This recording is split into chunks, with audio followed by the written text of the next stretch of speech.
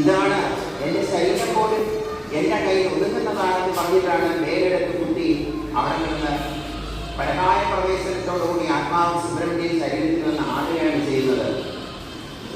അപ്പോൾ നമ്മൾ ചിലപ്പോൾ ആളുകളൊക്കെ പറയും ഇതൊക്കെ മനസ്സിൻ്റെ ചഞ്ചലാട്ടമാണെന്നൊക്കെ പറഞ്ഞ് ആക്ഷേപിക്കാറുണ്ട്. അങ്ങനെ പറയാൻ പാടില്ല. അതായത് പരകായ പ്രവേശനം എന്ന് പറയുന്ന ശക്തിയുണ്ട്. ധ്യാനത്തിലൂടെ ചില പ്രവേശനങ്ങൾ ശരീരത്തിലുണ്ടാകും.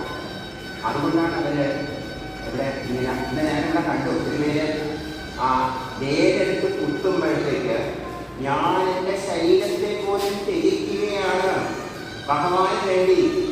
എൻ്റെ മാംസവും രക്തവും എനിക്ക് ഒന്നും ഒരു പ്രശ്നമേ ഇല്ല, എല്ലാം ഭഗവാന്റെ മുന്നിൽ ഞാൻ സമർപ്പിക്കുകയാണ്. അതാണ് വേരെടുത്ത് കുത്തുന്നത്.